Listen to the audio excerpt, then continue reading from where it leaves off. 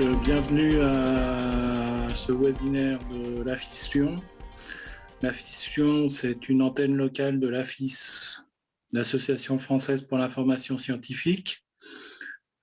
Pour ceux qui ne connaissent pas, on est une association de bénévoles. On a une activité via un trimestriel qui s'appelle Sciences et Pseudosciences. Vous pouvez vous inscrire en tant que membre sur le site web afis.org. Et il y a également un site Facebook des Amis de l'AFIS. Et on est également sur Twitter. Donc je vais laisser la parole à Michel, qui va se présenter et qui va nous présenter son intervention. D'accord. Merci Anthony. Moi, je vais me présenter, Michel Simon, le heureux père et heureux grand-père depuis très longtemps. C'est ce que j'ai fait le mieux réussi dans la vie, sans doute. Et ce soir, donc, j'ai fait toute ma carrière dans l'énergie nucléaire, un grand bout à Framatome, un peu au CEA, un peu dans l'enseignement. Ce soir, j'aimerais vous parler donc de l'histoire du nucléaire, l'énergie nucléaire. J'avais intitulé la série de conférences qu'on vous propose, les deux conférences qu'on vous propose, le nucléaire, l'énergie nucléaire, hier, aujourd'hui, demain.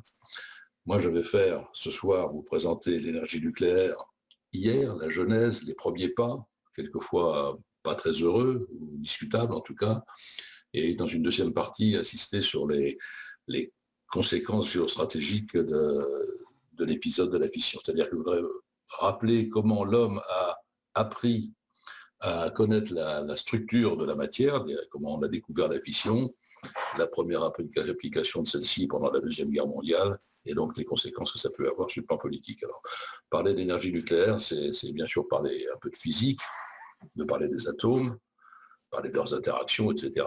Et pour en parler, il faut comprendre ce qu'on peut appeler la constitution de la matière. Comment est constitué le monde qui nous entoure.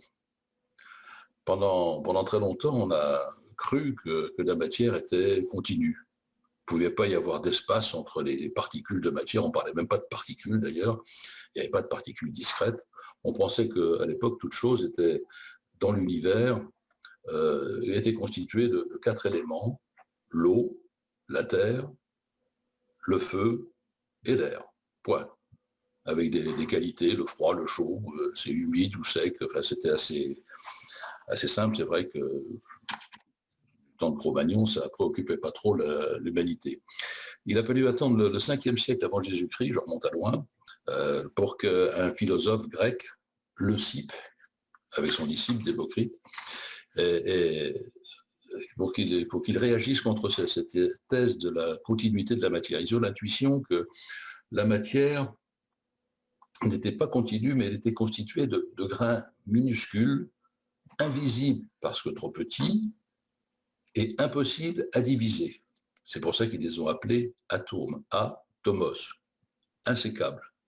Alors c'est une théorie, bien sûr, qui a un peu bousculé les connaisseurs de l'époque. Ça n'a pas du tout été adopté, c'était contesté par les Platons, par Aristote, etc. Mais à l'expérience, ça s'est quand même révélé à peu près juste. Le côté insécable, on va voir que ce n'est pas tout à fait le cas. Mais enfin, c'était il y a 25 ou 26 siècles, on va donc avancer un petit peu.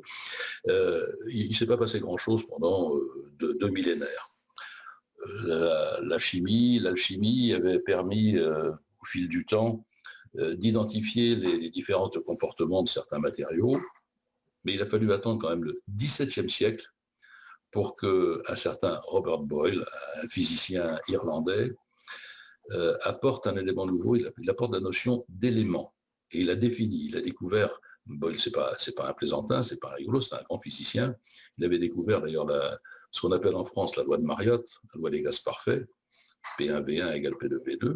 Donc c'est un éminent physicien, et ses travaux l'ont amené à considérer que la matière n'était pas continue, mais était composée de particules discrètes. Particules primaires. Tu peux lancer ta présentation, Michel, peut-être ? Oui, je vais la lancer tout de suite. Donc, je disais, Boyle est arrivé, il a théorisé en fait la constitution de la matière en particules primaires. La matière est corpusculaire et les composer d'éléments différents. C'était une révolution à l'époque. C'était une révolution. C'était donc au XVIIe siècle. Et maintenant, je vais faire un saut d'un siècle pour arriver sur un monsieur qui a marqué l'histoire du nucléaire, parce qu'en 1789, il s'est passé une chose importante. Un peu taquin, je mets une révolution avec un point d'interrogation. En fait, ce n'est pas la révolution à laquelle vous pensez, mais ce monsieur, c'est Martin Heinrich Klaproth, un Prussien, qui a découvert 2 nouveaux éléments. Les alchimistes avaient identifié pas mal d'éléments déjà, et lui, il a découvert un corps qui s'appelait l'uranium. L'uranium, c'était un sous-produit dans une mine d'argent, d'un minerai qui n'était pas très agréable. C'était un minerai qui était intéressant parce qu'il avait la propriété de donner une certaine fluorescence au verre, une certaine couleur jaune verdâtre aux émaux, si bien que la pêche veine était utilisée couramment par les verriers et les fabricants d'émaux. Et ce sous-produit, sans grand intérêt, lui, il a isolé l'uranium. Voilà. On ne lui connaissait pas de propriété particulière à l'époque, mais c'est là où il est apparu dans la liste des éléments connus, encore que sous forme d'oxyde. Voilà. Je mentionne dans mon tableau le zirconium, j'en parlerai pas ce soir, mais c'est un corps tellement important pour les applications nucléaires que je veux le citer. Il a été découvert la même année par la même personne. Le zirconium, c'est ce métal qui sert de base à l'alliage dont sont formées les gaines de crayons combustibles dans les réacteurs à haute sous-pression. Je mentionne aussi un point important parce que Lavoisier, cette année-là, en 1789, a publié son traité élémentaire de chimie. Lavoisier, c'est vraiment le père de la chimie moderne, et c'est lui qui a affirmé que les éléments étaient intangibles, c'est-à-dire un élément est un élément, il ne bouge pas. Messieurs les alchimistes, ne rêvez pas, vous ne transformerez pas le plomb en or. Le plomb restera le plomb, le fer restera le fer. C'était partiellement vrai, on voit que par la suite, ça a été en partie démenti. Enfin, c'était un pas de plus dans la compréhension de la structure de la matière. 1805, début du 19e siècle, donc, le modèle atomique de Dalton. Alors Dalton, c'est rien à voir avec Lucky Luke, mais par contre tout à voir avec la difficulté de percevoir les couleurs, puisque c'est lui qui avait identifié qu'il avait un problème de vue, et le nom qui existe encore aujourd'hui vient de ce monsieur Dalton. Et Dalton est intéressant parce que c'est lui qui a formulé une théorie atomique, avec des postulats simples qui sont aujourd'hui considérés comme à peu près évidents, presque triviaux, mais enfin, il a affirmé que la matière est formée de particules indivisibles, incassables. Incassables, c'est pas tout à fait vrai non plus. Les atomes d'un même élément sont égaux entre eux. S'il y a 2 atomes identiques, il s'agit du même élément.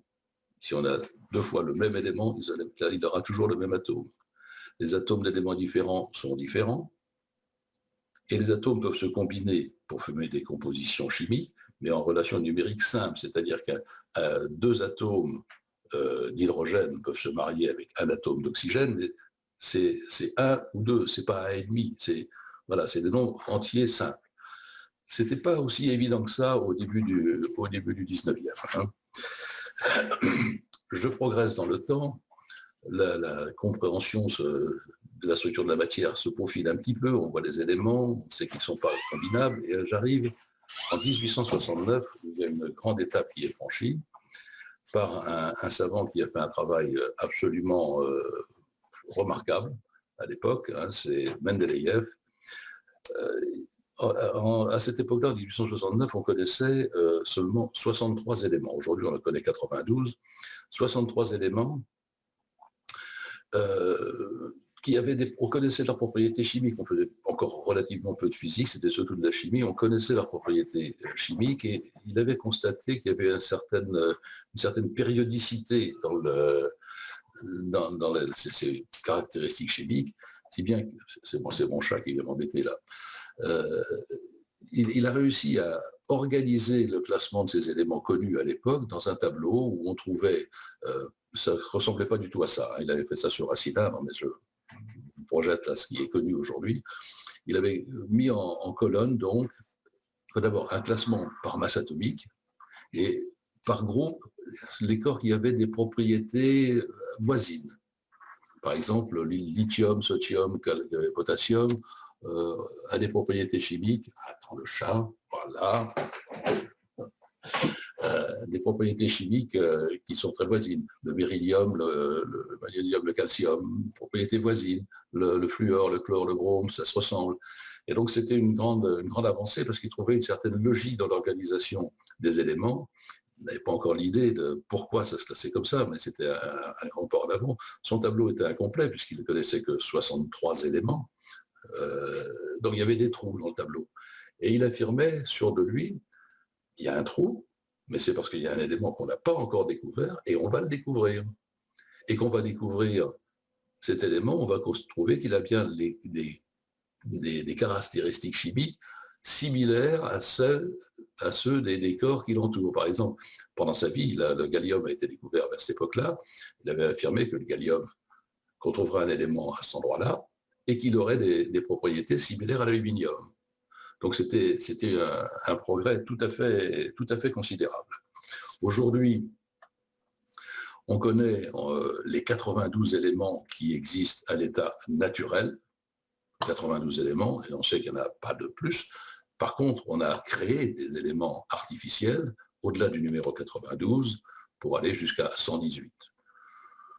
Peut-être qu'un jour, on ira au-delà de 118, ça n'apportera sans doute pas grand-chose sur un plan pratique. En fait, tous ces corps-là sont radioactifs, ils ont des durées de vie extrêmement brèves pour certains, et il est vraisemblable qu'on n'en fera pas grand-chose parce qu'il n'y a pas d'existence assez durable de ces corps-là. Voilà. Donc, Mendeleïev, 1869, met de l'ordre un petit peu dans la famille des éléments. Et j'arrive maintenant au vrai départ, le vrai début de l'histoire du nucléaire. Henri Becquerel, un grand scientifique, professeur à Polytechnique, académicien, etc., il était, lui, essentiellement branché sur l'étude de la photoluminescence. Et il s'intéresse au sel d'uranium. Il avait été marqué par la découverte que Röntgen avait fait l'année précédente. Il avait découvert des rayons bizarres qu'on ne connaissait pas. On les connaissait tellement peu qu'on les avait appelés des rayons X et que le nom leur est resté. Et quand il voyait la photoluminescence, en particulier des sels d'uranium, après avoir été exposé au soleil, il disait peut-être que cette photoluminescence, c'est la même chose que ces rayons X que Röntgen avait découvert l'année précédente. Et les rayons X avaient une propriété qui avait beaucoup marqué. Ils ont la propriété de traverser, par exemple, une feuille de papier noir. Une feuille de papier, il traverse la chair, il ne traverse pas les os, mais il traverse la chair. Ça avait permis à Röntgen de prendre la radiographie de la main de son épouse.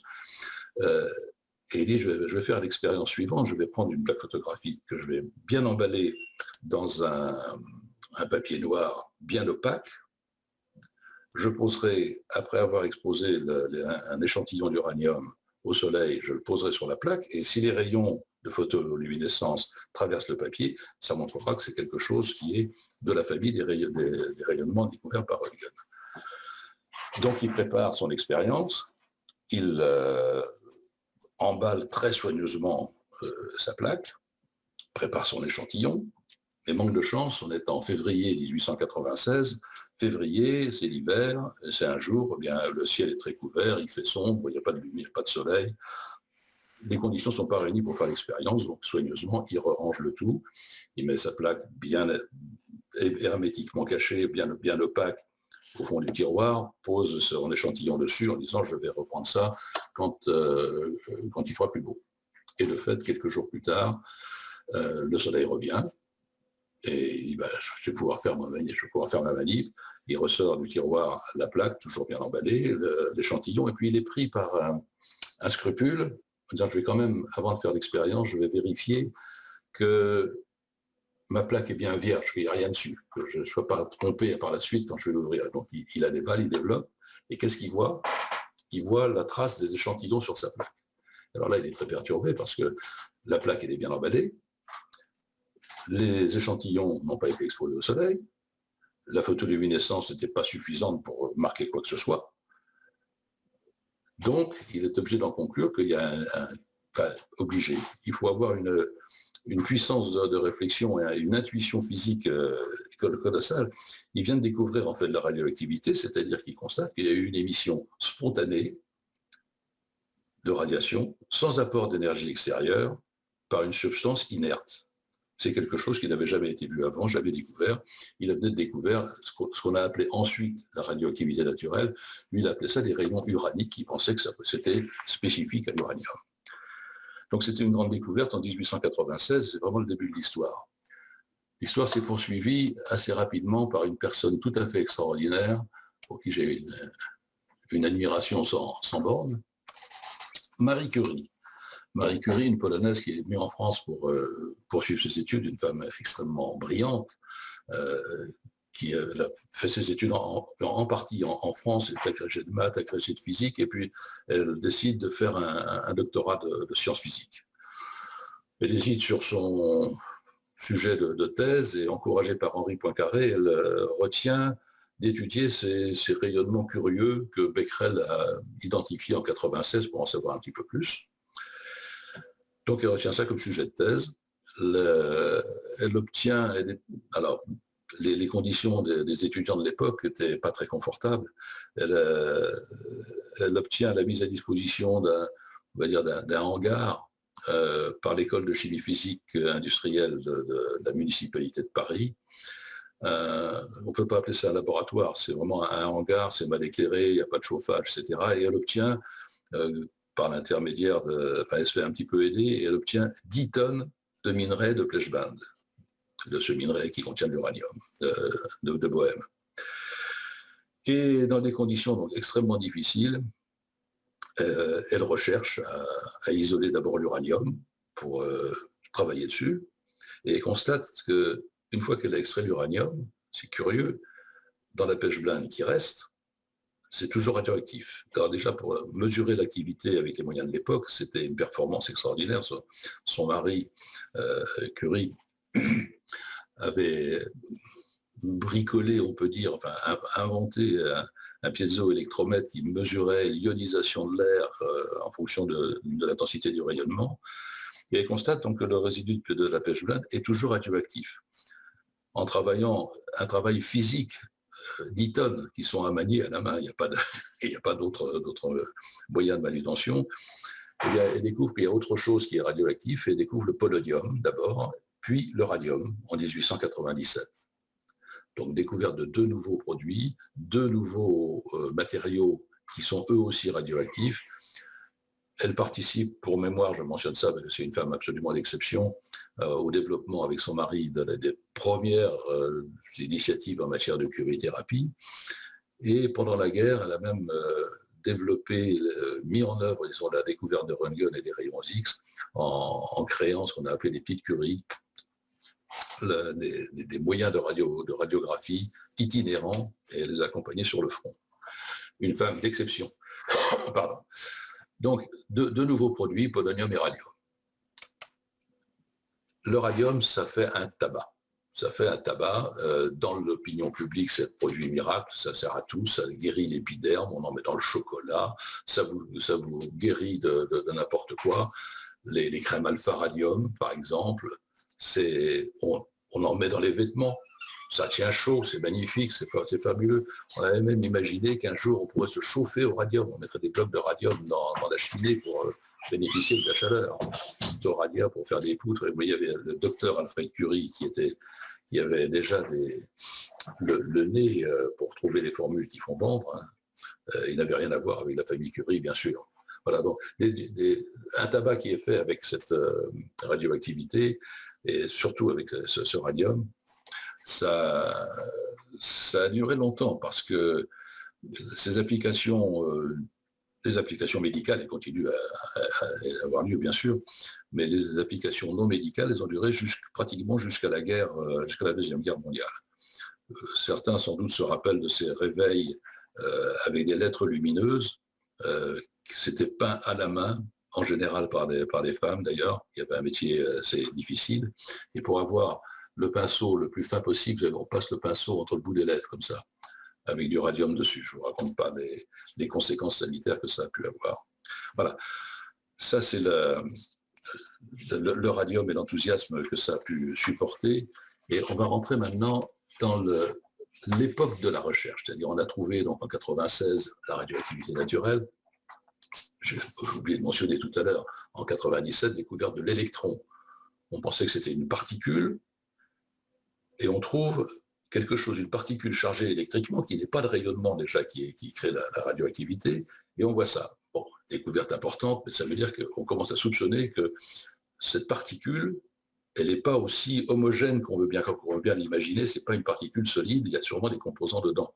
Voilà, découverte du polonium et du radium en 98, mais on ne sait toujours pas comment il est fait cette matière, on ne sait pas comment l'atome est constitué. Et un Anglais, Thomson, fait une proposition en 1904 en disant, en fait, un atome, voyez-vous, c'est comme un pudding, et puis dans le pudding, vous avez comme des grains de raisin, ce sont les électrons. Le pudding est chargé positivement, les électrons sont chargés négativement, l'ensemble est neutre, ça forme un atome. Je n'étais pas forcément très convaincant, mais ça avait le mérite d'exister. Les chercheurs ont continué à travailler là-dessus, et c'est Rutherford, un autre Anglais, en 1911, qui a fait une expérience toute simple, et moi je suis toujours admiratif de la façon dont ces gens-là, avec des expériences simples, savent déduire des choses absolument fantastiques. Ils bombardaient une feuille d'or. L'or, c'est un atome assez lourd, c'est un métal assez lourd. Ils bombardaient une feuille d'or avec des particules alpha, émises par du polonium, je crois, oui. Et il observe que le faisceau de particules qu'il balance sur la feuille d'or, une feuille d'or très très fine, la majorité de ces particules traversent la feuille d'or sans être déviées. Et puis il y en a quelques-unes, mais vraiment quelques-unes seulement, qui sont déviées, qui ricochent carrément, qui reviennent en arrière. Et de là, il déduit un truc qui paraît clair aujourd'hui, mais comment imaginer ça là, avec une expérience aussi simple? Bien, il dit c'est parce que les atomes d'or, en fait, c'est un noyau qui contient l'essentiel de la masse, et puis les électrons sont très loin. C'est essentiellement du vide entre les atomes. Et comme c'est essentiellement du vide, la majorité des particules passent dans le vide. Bon, il avait raison, mais c'était loin d'être évident. Je vous la fais courte, hein, mais c'est une expérience assez extraordinaire. Alors, ça progresse. On voit que la première fois, il y a une structure planétaire de l'atome qui est décrite, le noyau qui contient l'essentiel de la matière, des électrons qui sont autour. Bon, mais ça ne colle pas parce qu'on voit qu'il peut y avoir équilibre électrique, avec le même nombre de neutrons, même nombre d'électrons et de protons à l'intérieur du noyau, mais il n'y a pas l'équilibre qui va bien parce que ça ne fait pas le poids de l'atome, on ne trouve pas la masse atomique quand on ajoute le poids d'un électron plus d'un neutron, il manque quelque chose. En 1919, les premières transmutations artificielles qui se font, je signale, ça c'est un point important quand même, Rutherford, toujours lui, qui bombardant de l'azote par des particules alpha, observe de l'oxygène. Et donc il dit, là, il y a des transmutations, on peut transformer un corps en un autre lorsque c'est bombardé de la façon qui convient. Là, c'était les particules alpha, on a le même genre de processus avec d'autres types d'irradiation. Ce qui met à mal, évidemment, la théorie de Lavoisier, où un corps est immuable. On voit que les corps peuvent changer. Donc, 1919, c'est ça. Et je disais, la théorie était toujours un peu bancale, on ne trouvait pas cet équilibre. Et il a fallu attendre 1932 pour comprendre qu'il y avait autre chose. Et Chadwick a découvert le neutron. Donc un corps, un élément neutre électriquement, pour ça qu'il était difficile à trouver. C'était en fait la succession de 3 manips différentes, 3 thèses différentes qui ont permis d'identifier ça. Une découverte physique, expérimentale, qui a été justifiée par la théorie, par Heisenberg, en la même année. Heisenberg, c'est le père de la physique quantique, et il a justifié la découverte du neutron. Et là, on a trouvé que, attendez, voilà, découverte du neutron, parce qu'il irradiait du béridium avec des particules alpha encore, et il y avait ce neutron qui se baladait, qu'il avait identifié. Donc, on a à ce moment-là, en 1932, on a tout ce qu'il faut, on a compris, Eureka, on sait comment est fichu un atome, c'est un noyau qui contient l'essentiel de la masse et des neutrons, des électrons qui tournent autour. Regardons ça d'un peu plus près, structure de l'atome. Alors, je vous présente ça. C'est un dessin qui est courant, qu'on voit dans tous les bouquins pour désigner un atome. En fait, c'est complètement à côté de la plaque. Ça ne représente pas ça du tout. Je vais vous expliquer pourquoi c'est très faux. Les dimensions, d'abord. Les dimensions, les ordres de grandeur, hein, puisque selon qu'il s'agit d'hydrogène ou d'uranium, évidemment, ce n'est pas tout à fait la même taille, mais en fait, les ordres de grandeur sont là. C'est 10 puissance moins 10 mètres la dimension de l'atome et du nuage d'électrons qui l'entoure. 10 puissance moins 10 mètres, donc c'est 1 10 milliardième de mètre. C'est à la fois grand et petit. Le neutron, le noyau, par contre, lui, il est 100 000 fois plus petit, 10 puissance moins 15. Ce qui veut bien dire que c'était l'expérience de Rutherford, qu'effectivement, dans l'espace occupé par un atome, eh bien, c'est très majoritairement du vide. Et ça, c'est quelque chose qui est assez difficile à concevoir, à imaginer. Comment imaginez-vous que ce que vous touchez en ce moment, c'est très majoritairement du vide? Là, si vous touchez quelque chose là où vous êtes, il y a une toute petite partie du volume qui est occupée par l'immensité de la masse, hein, le noyau, et le reste, les électrons qui se baladent dans le vide. La deuxième raison pour laquelle ce dessin n'est pas correct, c'est que si on regarde les dimensions, que le noyau fait 10-15, vous prenez que c'est une tête d'épingle. Vous la déposez sur un terrain de foot, sur le rond central. Les électrons, ils ne sont pas en train de se promener gentiment sur une orbite comme le montre le dessin, ils sont quelque part derrière les buts là-bas. Ils sont à l'extérieur du terrain de foot. Ils sont loin. C'est 100 000 fois plus grand. C'est pour vous donner, pour faire mesurer la dimension du vide qu'il peut y avoir dans la matière. Hein.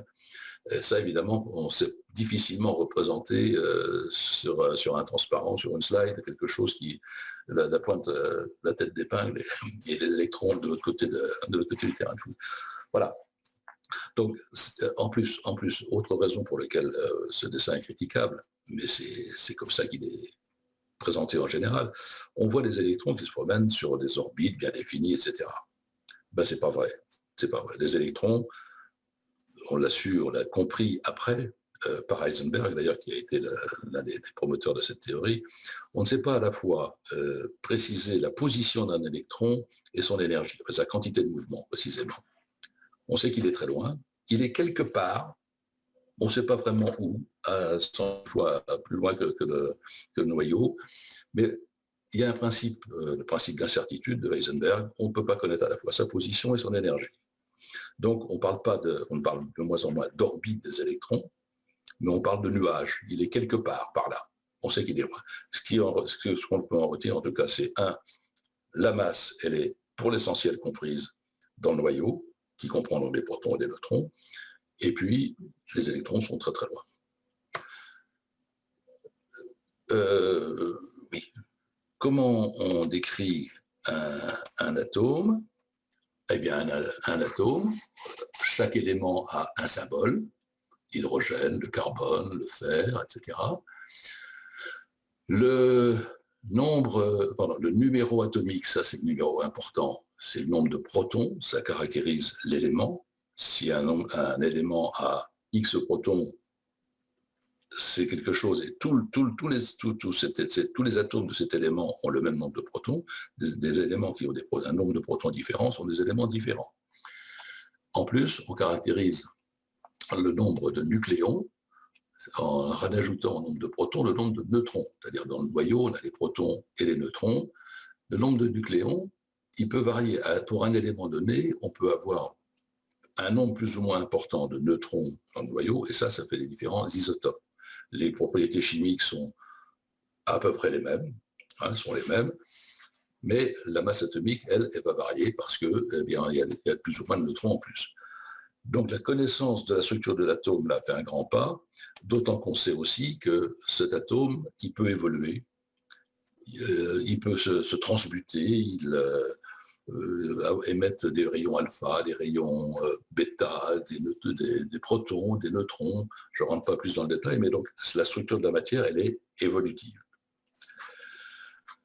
Je m'arrête là sur la constitution de l'atome. On pourrait en dire bien plus pour la suite. Par la suite, il y a eu des recherches qui ont été faites, et en particulier la théorie quantique a largement avancé. Les nucléons, protons et neutrons, ne sont pas des particules stables, des particules solides. Ils sont constitués eux-mêmes de sous-particules, si on veut. Ils sont constitués de quarks, quark up, quark down, qui sont liés entre eux par, on appelle ça des gluons, la force, l'interaction faible qui permet de maintenir l'intégrité du noyau, en fait, des éléments entre eux et du noyau.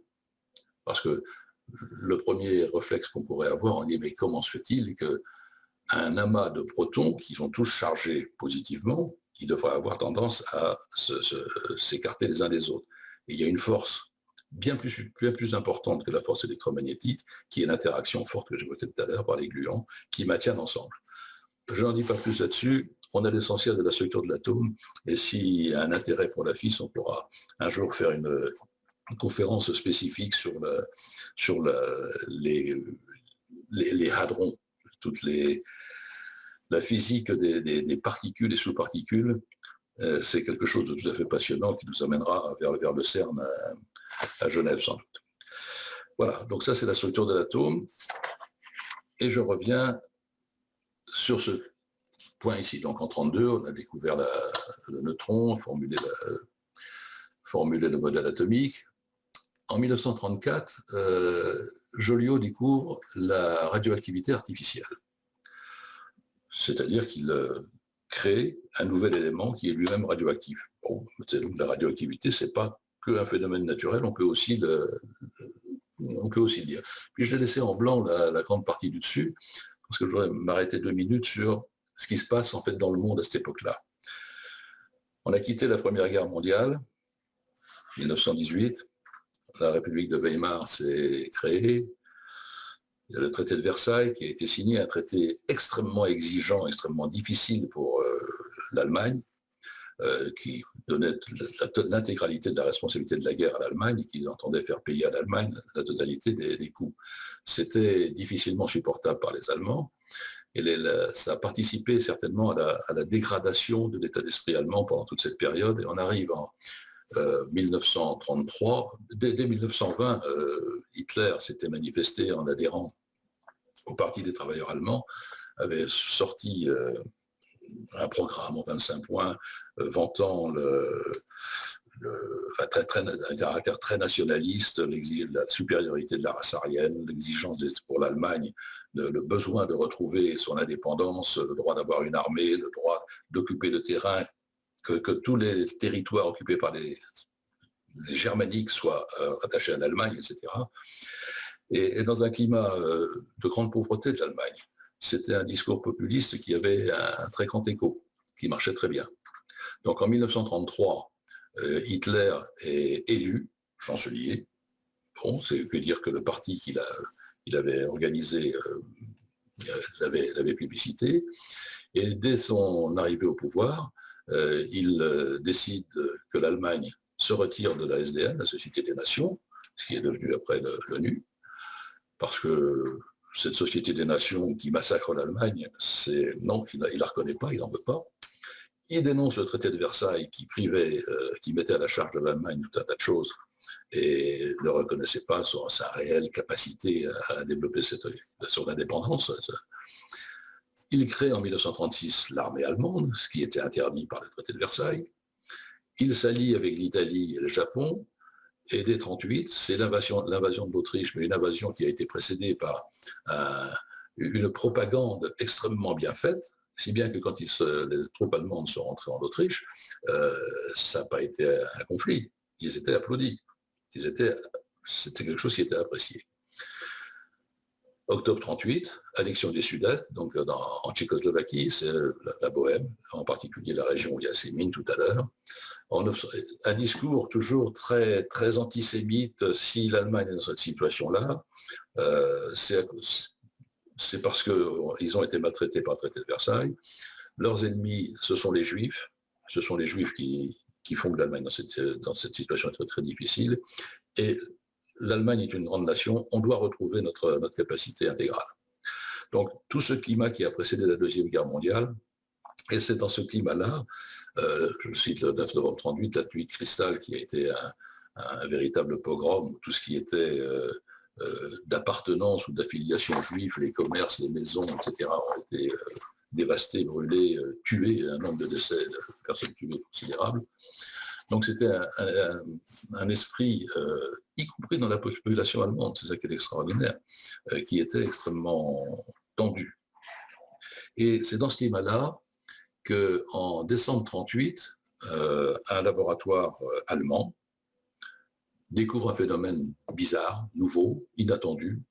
Il découvre la fission de l'uranium. En fait, beaucoup de scientifiques avaient quitté l'Allemagne, hein, que ce soit Enrico Fermi, Wigner, Leo Szilard, etc. Ils avaient quitté l'Allemagne nazie.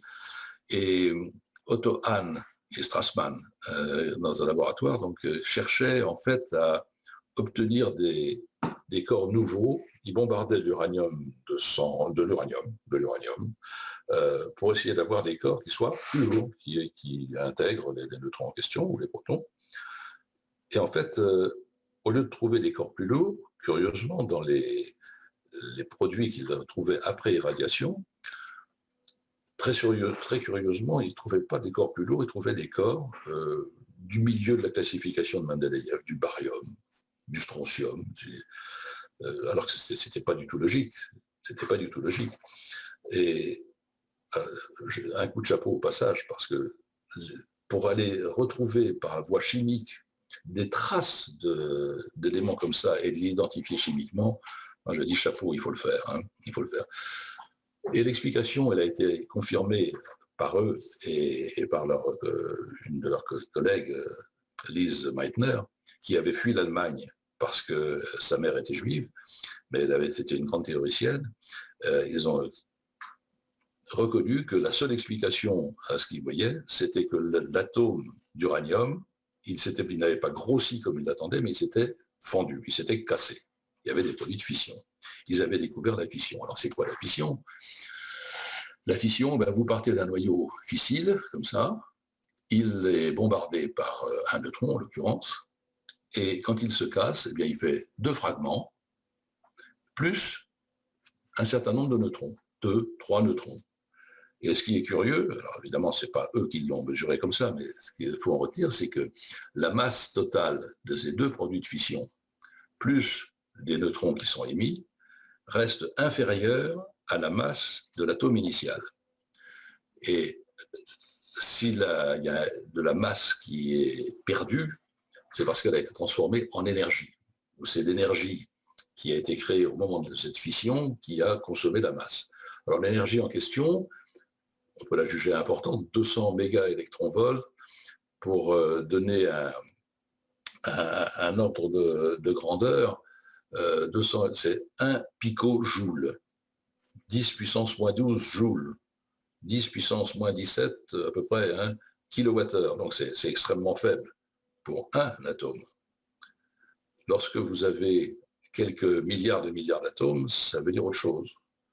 Et là, ça commence à faire chauffer un peu les neurones dans les esprits des scientifiques. Donc voilà, c'est la découverte qui est faite, perte de masse, E égale mc2, et une énergie significative qui est libérée. 2 pour 1000 de la matière, c'est pas tout à fait rien quand même. Des exemples de fission, donc c'est un atome d'uranium-235 qui capte un neutron.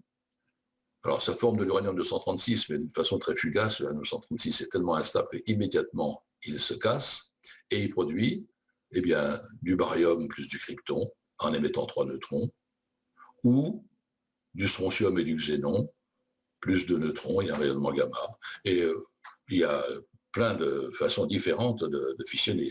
C'est-à-dire que les fragments de fission ne sont pas toujours identiques, il y a une grande variété.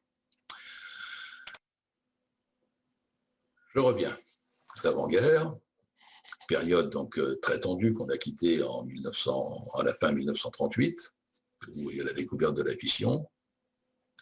Et cette découverte de la fission, évidemment, ça secoue beaucoup le milieu scientifique. Hein. Dès janvier 1939, Niels Bohr, qui avait entendu parler de ça parce qu'il était en lien avec Alice Meitner, qui était réfugié chez lui, en fait. Il expose ça à une réunion de physiciens théoriciens à Washington. Et l'agitation s'installe, en fait, chez les physiciens parce qu'ils comprennent rapidement l'enjeu de la découverte. Est-ce qu'il y a potentiellement là de quoi libérer une quantité considérable d'énergie? C'est important. Alors, c'est une idée qui a dû traverser aussi l'idée des Allemands, parce que était resté en Allemagne nazie Heisenberg, on a déjà parlé, ou un autre savant extrêmement puissant, von Weizsäcker. Toujours est-il que dès mars 1939, Hitler décide un embargo sur l'uranium autrichien. En avril 1939, il lance le projet Uranium et nomme Heisenberg à la tête de ce projet Uranium. Pas avec l'objectif de faire une bombe, on n'en est pas là, hein, mais regardez-moi ça de près quand même. Et on n'en sait guère plus pour l'instant. C'est pas encore très, très grave parce qu'on connaît la fission, bon, d'accord. Mais ce qui va devenir préoccupant dans la situation, c'est qu'en mai 1939, un Français, Joliot-Curie, énonce le principe de la réaction en chaîne. Et ça va complètement changer la donne. Parce que, alors, et la France va rentrer en guerre quelques mois plus tard, en septembre 1939. C'est un contexte extrêmement difficile, tendu. Je m'arrête sur la réaction en chaîne 2 minutes pour qu'on comprenne bien ce que c'est. Un neutron percute un atome d'uranium-235, il peut le casser, il peut, pas toujours, mais il peut créer des fragments de fission, émettre 2 ou 3 neutrons avec une certaine libération d'énergie. Et si ces neutrons qui viennent d'être émis par la réaction de ce premier noyau ne sont pas absorbés par la matière, s'ils ont l'énergie qui va bien, etc., et qu'ils rencontrent un autre atome d'uranium-235, peut-être qu'ils peuvent le casser. Et s'ils le cassent, ça va donner à nouveau des produits de fission, de l'énergie et à nouveau des neutrons, qui eux-mêmes auront peut-être l'occasion d'aller chercher d'autres produits de fission, d'autres noyaux d'uranium-235. C'est évidemment une situation qui n'est pas facile, hein, parce qu'on imagine bien que s'il y a beaucoup d'uranium-235 disponible à portée de ces neutrons, eh bien, il va y avoir une quantité d'énergie très significative qui va être disponible. Et donc, on peut imaginer 2 types d'applications. Des applications explosives. À ce moment-là, il faut concentrer au maximum les atomes d'uranium-235, de façon à ce que les neutrons émis très rapidement, ils retrouvent un atome d'uranium-235 et puissent le faire fissionner. Donc, on concentre au maximum l'uranium-235, ce qui fait que dans les applications militaires, l'uranium, je vais y arriver tout à l'heure, l'uranium-235, il est enrichi à 95%. Ou l'autre type d'application, c'est je vais maîtriser la quantité d'atomes d'uranium-235 et faire en sorte que le bon nombre de neutrons arrive dans les bonnes conditions sur le bon nombre d'uranium-235 pour maintenir une réaction en chaîne avec un niveau de puissance qui soit raisonnable. Alors en fait, c'est un petit peu plus compliqué que ça. L'uranium-235, c'est d'abord l'uranium, c'est un métal donc qui a 3 isotopes qui existent à l'état naturel. Alors 3, je mentionne l'uranium-234 un peu pour mémoire, il n'existe plus qu'à l'état de trace, vraiment très très peu, parce qu'il a une durée de vie relativement courte, 240 000 ans, c'est pas rien, mais c'est court par rapport aux autres. L'uranium-235, lui, il a une durée de vie de 700 millions d'années et il en reste dans la nature à peu près 0,7%, 7 pour 1000, et le reste, c'est l'uranium-238, 99,3%, parce qu'il a une durée de vie de 4,5 milliards d'années. Donc, c'est pratiquement la quantité qu'il y avait au début de la création de la Terre, hein, qui est là. Ils sont tous radioactifs, les trois, en émetteur alpha, faiblement d'ailleurs radioactifs, hein, indépendamment de leur capacité à se fissionner ou pas. L'uranium en lui-même n'est pas très dangereux. Une période de 4 milliards d'années, ça ne fait pas une radioactivité très intense. Hein. L'uranium, donc 234, on l'oublie, le 238, lui, il n'est pas fissile par les neutrons. C'est l'uranium 235. Pas de chance, c'est celui où il n'y a que 7 pour 1000. C'est pas de chance. Hein. Donc, pour revenir sur ce que je disais tout à l'heure, pour une application explosive, il va falloir concentrer au maximum ces atomes d'uranium 235 si rares, sinon les atomes vont être absorbés par l'uranium 238 ou par les impuretés qu'il peut y avoir dans le minerai. Donc il faut le concentrer très très fort et faire en sorte que les fissions se tiennent dans un temps extrêmement bref. Plus il y aura de fissions dans un temps de plus en plus court et plus l'explosion sera forte. Bon, voilà. Et ça fera des bombes. Alors que quand on veut utiliser donc pour les applications industrielles, c'est un peu plus subtil parce qu'il se trouve que l'uranium 235, oui, il peut être fissile, mais pas n'importe comment. Les neutrons qui sont émis au moment de la fission, ce sont ce qu'on appelle des neutrons rapides.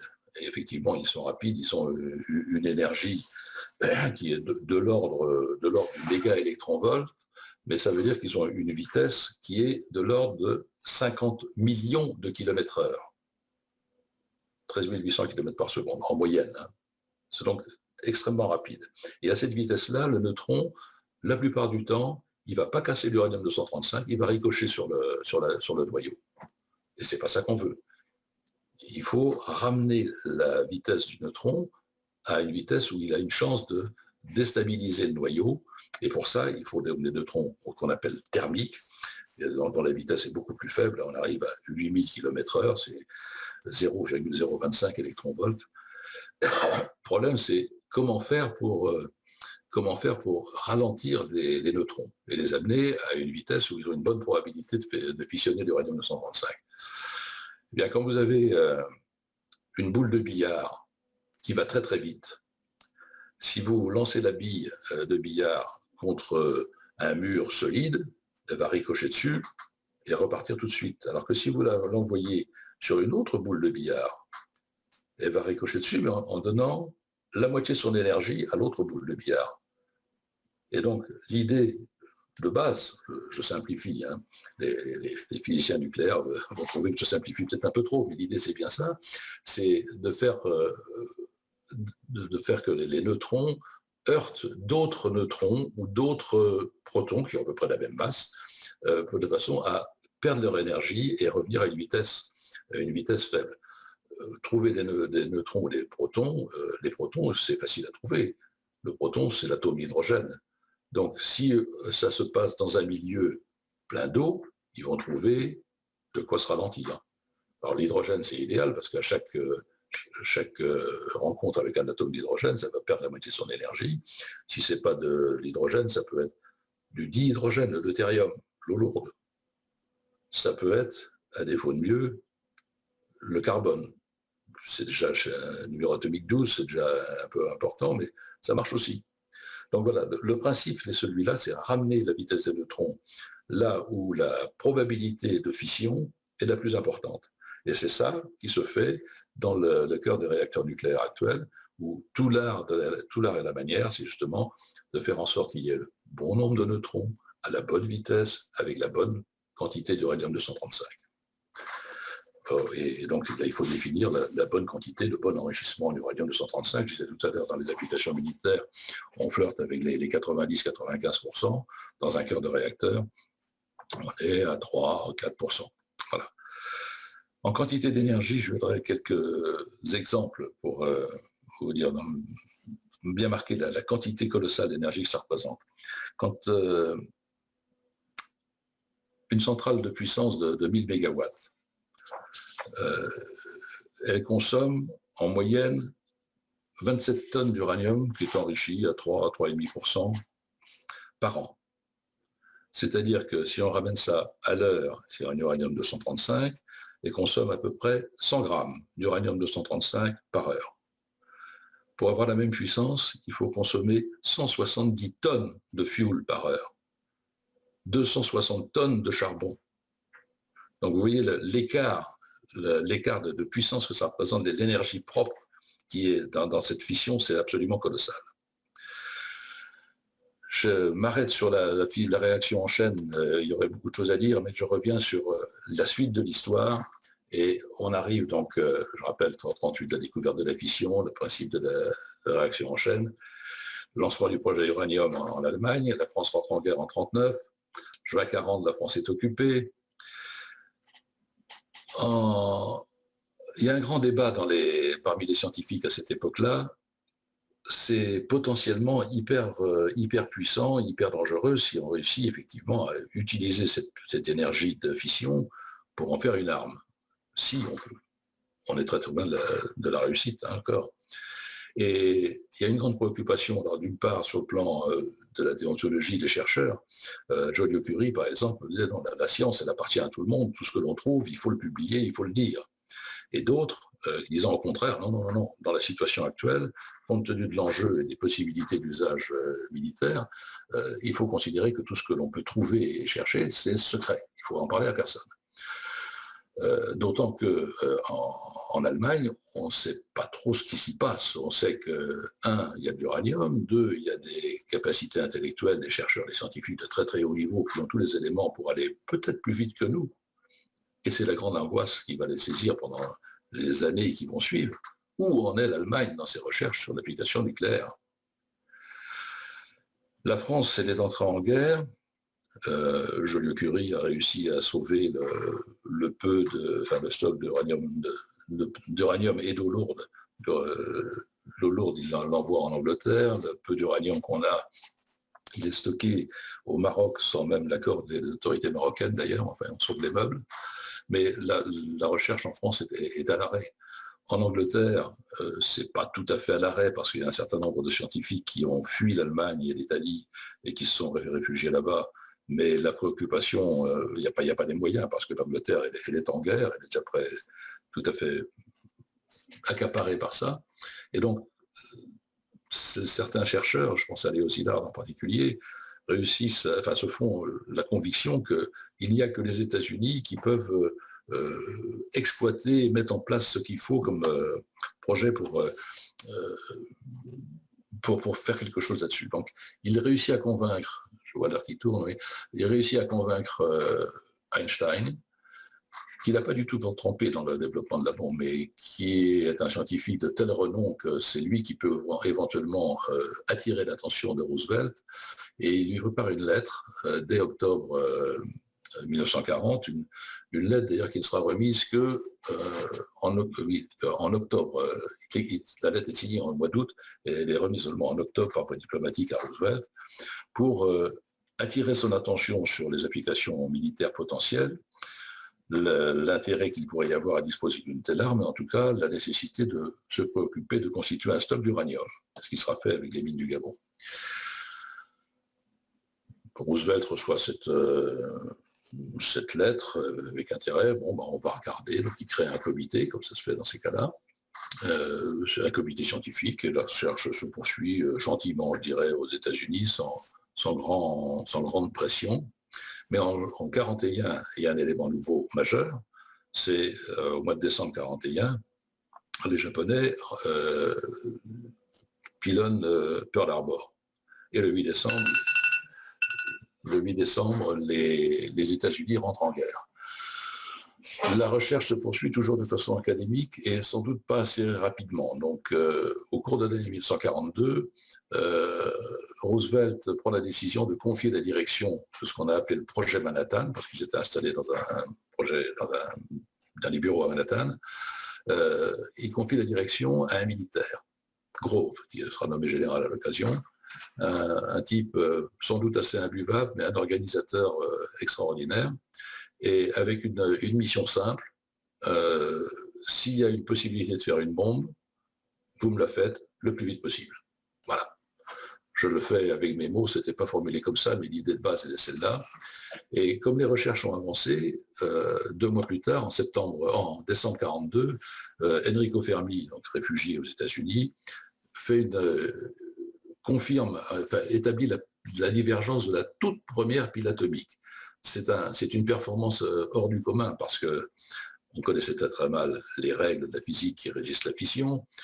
Les moyens de calcul sont tout à fait minables. Il avait une règle de calcul pour faire ça. Hein. Il n'y avait pas d'ordinateur à l'époque. Hein. Et il réussit à faire la divergence de la première pile sous les tribunes du stade de Chicago. Et ça marche. Et ça veut dire quoi? Ça veut dire que ce que raconte Joliot-Curie, comme quoi la réaction en chaîne, ça pourrait induire une réaction permanente, c'est pas du baratin, ça marche, c'est vrai. Et là, le projet Manhattan prend une force et une puissance extraordinaire parce que si c'est faisable, eh bien on va le faire. Et Roosevelt est informé que Enrico Fermi a réussi à faire diverger la première pile dans un texte qui est resté célèbre. Le navigateur italien a mis le pied sur le nouveau monde. Et donc, le projet Manhattan prend une dimension colossale. C'est plusieurs sites de recherche et d'industrie. Les industriels, les grands groupes industriels sont mis à contribution. Et il y a, disons, essentiellement 3 cités nucléaires qui sont développées, qui sont créées, des choses qui seraient inconcevables aujourd'hui, mais les moyens de communication et de surveillance de l'époque permettaient de faire ce genre de choses sans que l'ennemi, par ses satellites ou autres, ne puisse en avoir connaissance. Mais on peut noter Oak Ridge, dans le Tennessee. C'est tout un ensemble de bâtiments destinés à l'enrichissement de l'uranium qui est bâti sur 23 000 hectares. Il y a 75 000 personnes qui sont là. 75 000, c'est une vraie ville. Voilà. Alors, pourquoi l'enrichissement de l'uranium? On savait, donc, d'après l'étude théorique, qu'il fallait enrichir. Comment on fait pour enrichir? Il n'y a pas de procédé qui soit vraiment identifié. On en connaît 3. Ça peut être la diffusion gazeuse.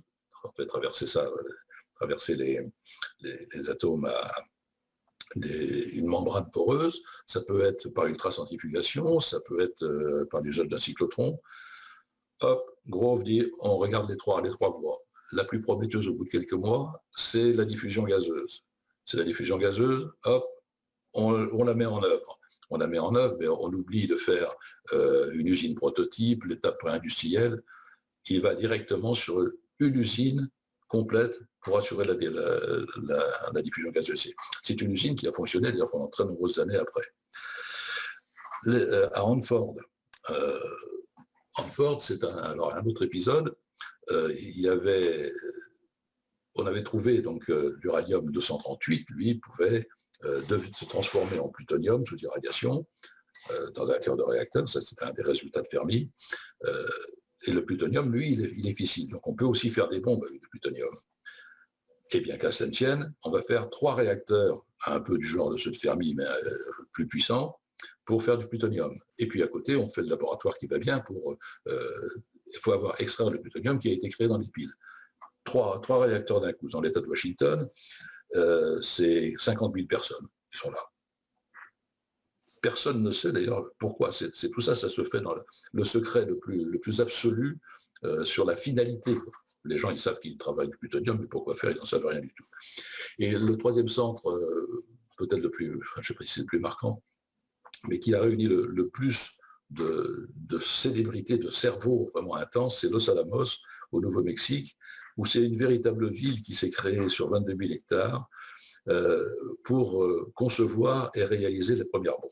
Alors, au total, c'est 150 000 personnes qui ont travaillé là-dessus, sur 30 sites, à peu près, sur 30 sites, et le coût estimé à l'époque, c'est 2 milliards de dollars, c'est-à-dire en dollars d'aujourd'hui, c'est 30 milliards. Et si vous avez la curiosité, allez fouiller dans les registres du Congrès américain, il n'y a pas un seul centime de budget qui a été voté par le Congrès. Tout ça, ça devait se financer sur les congrès militaires, sans doute. En tout cas, ça a été d'un bout à l'autre dans le secret le plus absolu. On arrive donc là sur la période, je vais avancer un peu, oui, en 1945,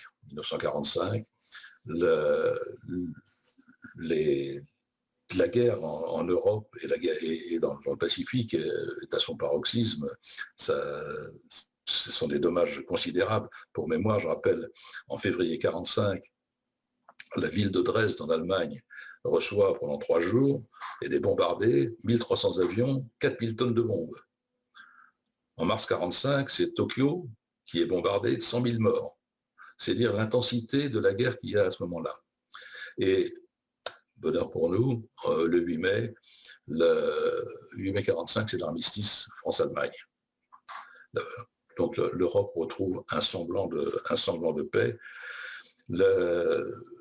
Le 12 avril, donc le mois précédent, les États-Unis ont perdu Roosevelt, qui est décédé, et c'est Truman qui est devenu président. Pour la petite histoire, j'ai presque du mal à le croire, mais le secret sur la finalité du programme Manhattan et le développement du bombe atomique était un secret tellement bien gardé qu'on dit que Truman l'a appris lorsqu'il est devenu président. Peut-être vrai, je ne sais pas. En tout cas, 8 mai 1945, capitulation de l'Allemagne pour l'Europe.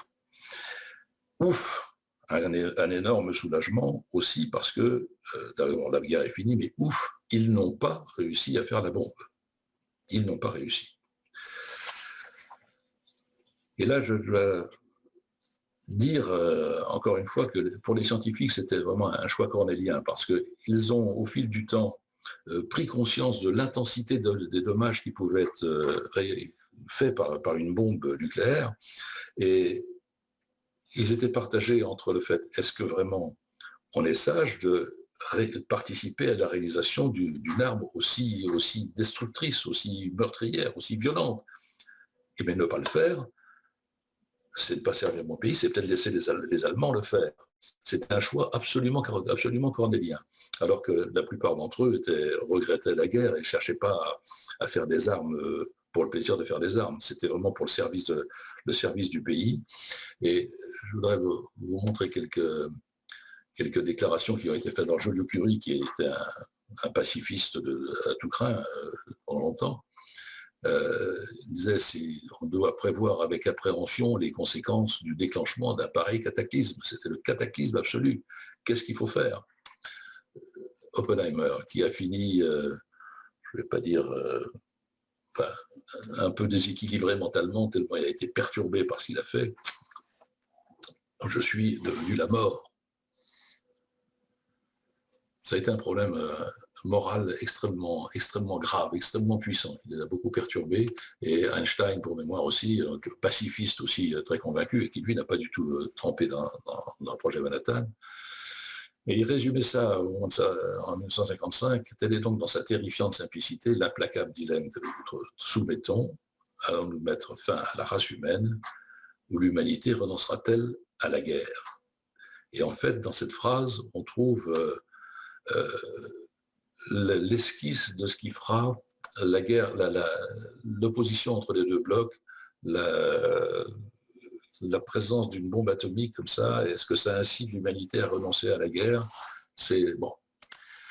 Toujours est-il que, pour en revenir ici, on se trouve au mois de mai avec l'Allemagne qui a capitulé, les recherches et les travaux pour la mise au point de la bombe qui ont bien avancé, parfait, mais la bombe, tout le programme Manhattan avait été engagé pour avoir une bombe pour mettre la fin à la guerre avec l'Allemagne.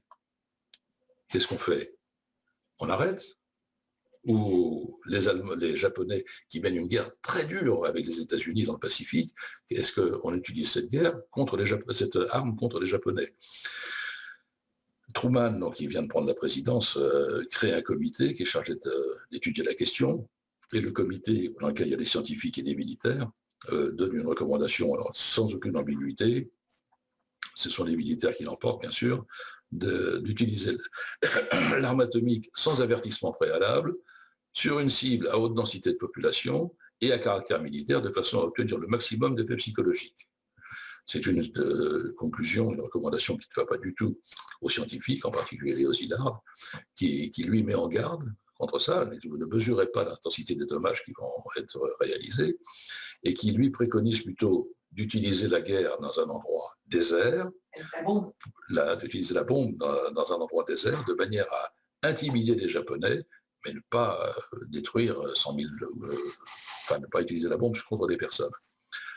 Truman ne l'entend pas de cette oreille-là, il ne réagit pas à ces mises en garde et il suit l'avis des militaires, si bien que le 16 juillet, les études sont pratiquement au point. La bombe à l'uranium, qui est relativement simple, les scientifiques sont à peu près sûrs qu'elle va marcher. La bombe au plutonium, elle est plus compliquée.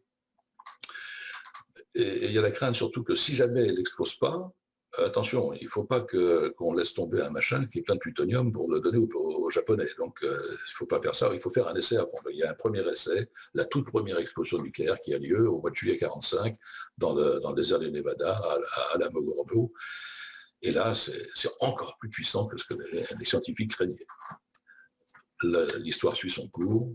Et les 6 et 9 septembre, c'est les explosions sur Hiroshima et Nagasaki. Oui, 6 et 9 août 1945, les explosions sur Hiroshima et Nagasaki. Et le 15 août, le Japon capitule. C'est évidemment une conclusion dure, c'est le péché original du nucléaire. Ça a été vécu, pas étrangement, parce qu'il faut, quand on a connu cette période-là, mais la population américaine a été soulagée. Ouf, c'est fini. Et une grande partie de la population japonaise a également dit « Ouf, c'est fini ». Lorsque les plans avant l'utilisation de la bombe étaient faits, que les Américains envisageaient un débarquement sur le Japon pour arriver à leur fin, les plans évoquaient la perte de 300 ou 400 000 soldats américains. Donc oui, ouf. Je rappelle ça, c'est pas pour justifier l'utilisation de la bombe, mais pour relativiser les conséquences. Alors, je suis obligé d'avancer rapidement parce que il tourne l'après-guerre. On va plus faire de physique, on va faire un peu de politique. Rapidement, ce qui s'est passé en France, ce qui s'est passé en France, le général de Gaulle était en charge à ce moment-là. Il a tout de suite créé, au mois d'octobre 1945, par une ordonnance, il a créé le commissariat à l'énergie atomique pour dire regardez-moi un petit peu ce qu'on peut faire, parce que les États-Unis ont pris une avance considérable sur le plan scientifique. La France doit rester dans la course. Regardez, il nomme Joliot-Curie premier directeur du CEA. Et il travaille, la première pile atomique est Zoé, elle est créée au fort de Châtillon en France, elle diverge en 1948, 3 ans plus tard. C'est à peu près la petite sœur de ce qu'avait fait Enrico Fermi à Chicago quelques années plus tôt.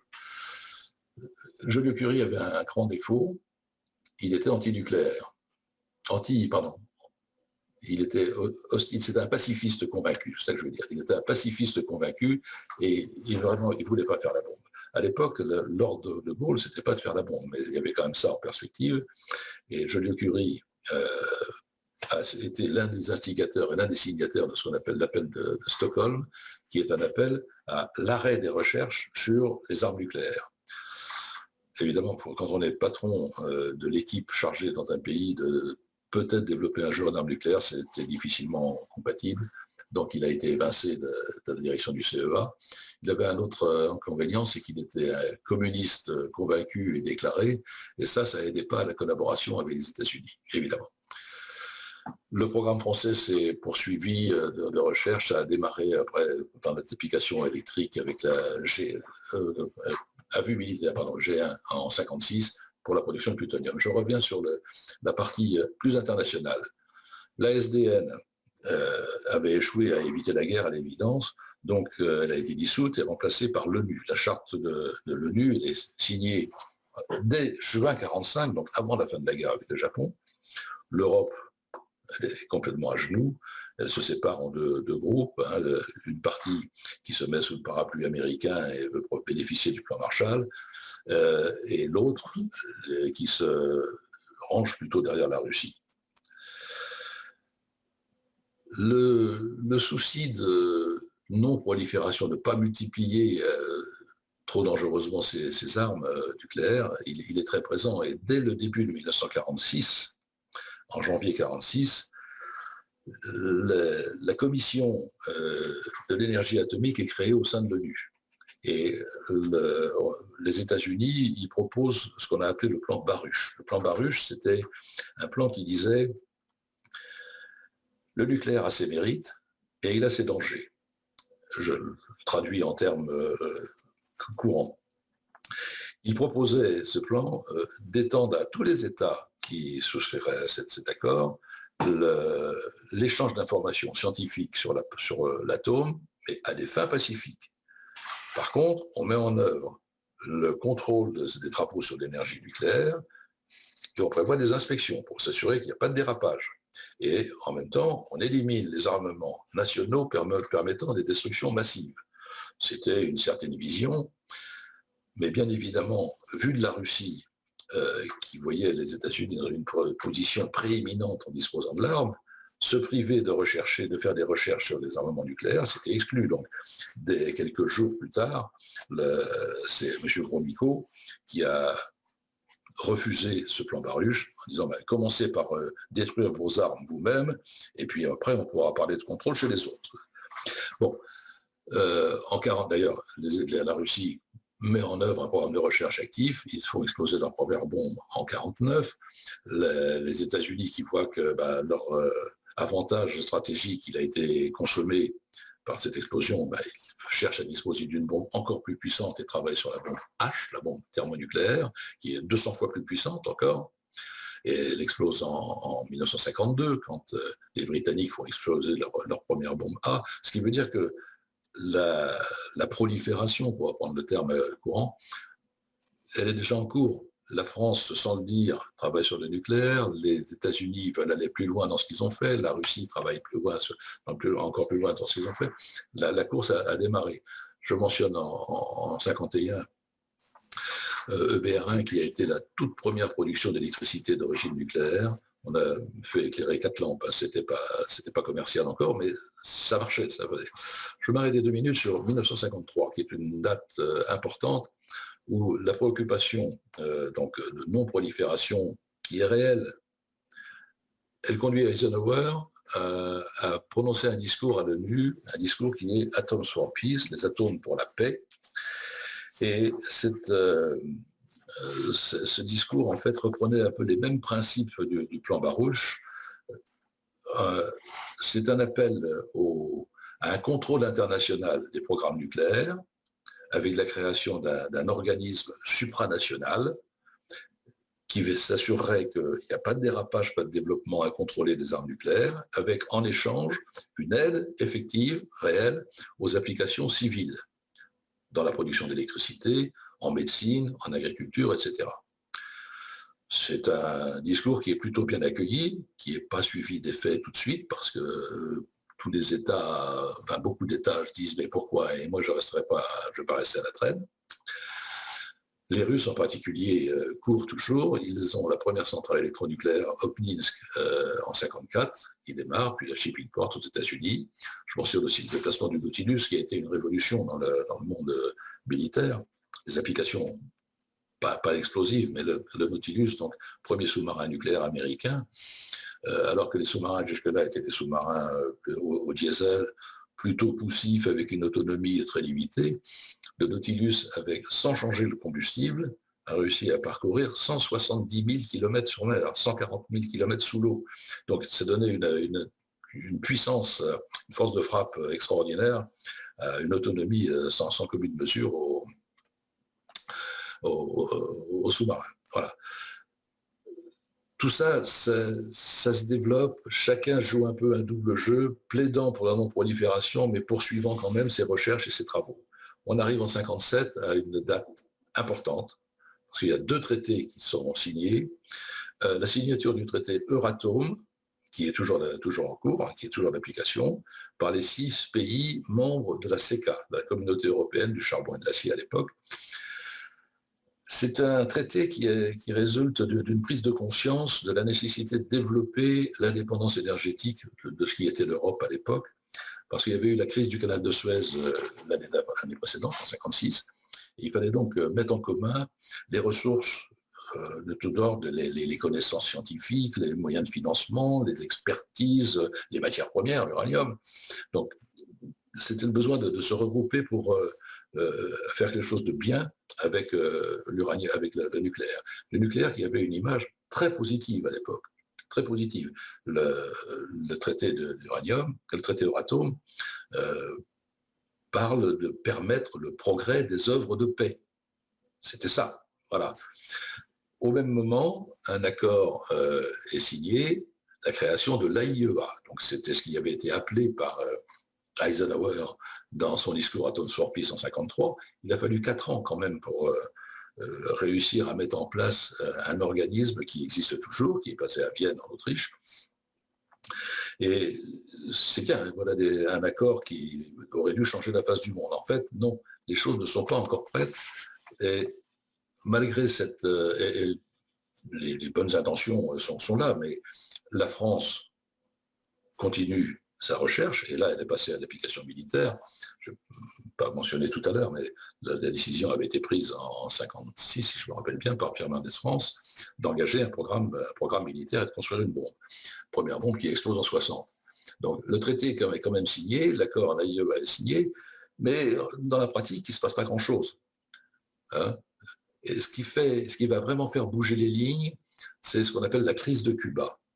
Alors, pour ceux qui ont vécu cette époque-là, vous vous rappelez peut-être le débarquement des Américains sur la baie des Cochons en 1961.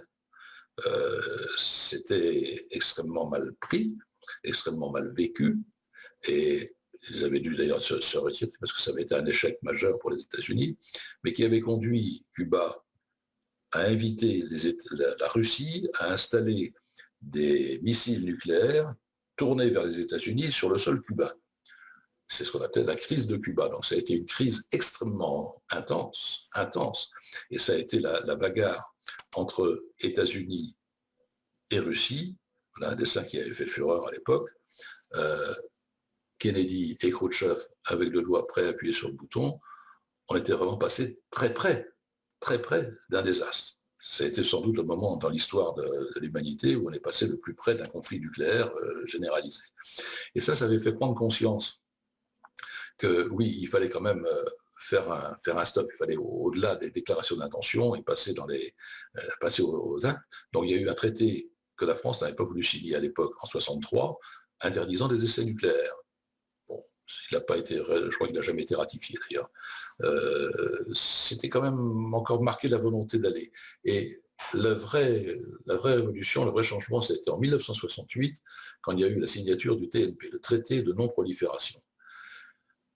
Et l'AIEA était chargée de mettre en œuvre le traité, c'est-à-dire d'effectivement aller sur le terrain, de vérifier ce qui était fait en matière nucléaire, de regarder quelles étaient la nature des échanges qui étaient faits entre nations, et de s'assurer donc que la prolifération était maîtrisée. Le TNP, ça a montré sa réelle efficacité dans la course à la prolifération. Ça n'a pas apporté une garantie à 100%, mais il a freiné quand même la course. Il a dissuadé un grand nombre d'États de se doter d'armes nucléaires, parce que depuis 1945, il y a une trentaine d'États qui ont mené un programme militaire nucléaire. Mais plus d'une vingtaine y ont mis fin et ont ratifié le TNP. C'est donc quand même une efficacité certaine. Par exemple, l'Afrique du Sud, qui a sans doute eu à disposition une arme nucléaire pour l'avoir développée, mais qui a préféré tout stopper, le détruire, pour bénéficier des applications civiles. Et c'est comme ça que la France, d'ailleurs, a pu fournir des centrales nucléaires à l'Afrique du Sud, les centrales de Koeberg, qui sont toujours en fonctionnement là-bas.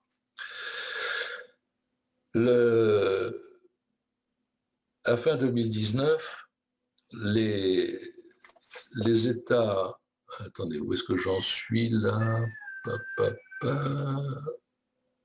Oui, juste rapidement, oui, donc la première bombe chinoise, etc. Oui, je vais y arriver. Voilà. À fin 2019, il y avait 8 États souverains qui ont ouvertement testé avec succès je reviendrai tout à l'heure là-dessus. 8 États souverains qui ont traité avec succès des armes nucléaires. Il y a un 9e État, c'est Israël, qui possède aussi certainement des armes nucléaires, mais qui n'a jamais reconnu publiquement. À ce jour, il y a 5 États qui se sont dotés d'armes nucléaires depuis la signature du TNP, mais 4 n'étaient pas signataires du TNP. C'est l'Inde, le Pakistan, la Corée du Sud et Israël. Alors pour autant, si la prolifération a été freinée, le nombre d'armes nucléaires existantes a atteint des sommets énormes. En 82, on estimait à environ 50 000 bombes disponibles dans les États disposant d'armes nucléaires. En 82, donc 50 000 bombes. Alors, l'effet du TNP et des traités de désarmement qui ont pu être signés entre-temps, on est aujourd'hui à un stock de l'ordre de 17 000 armes nucléaires existantes. Alors, mais la vigilance, bien sûr, ne doit pas se relâcher. Il y a des situations qui sont toujours préoccupantes. Par exemple, l'escalade, la rivalité qui peut exister encore entre l'Inde et le Pakistan, le caractère douteux, les doutes qu'on peut avoir sur le caractère pacifique ou non des travaux qui sont menés en Iran. Bon, il faut rester extrêmement vigilant. En 96, je vais revenir un petit peu en arrière ici, voilà. En 96, la France avait tiré ses derniers essais nucléaires en 95. Ça avait fait d'ailleurs un scandale international, c'était Chirac qui était président. Et il y a un traité qui a été soutenu par la France c'était en 95 les tirs, et en 96 le TICE. TICE, c'est donc le traité d'interdiction complète des essais nucléaires.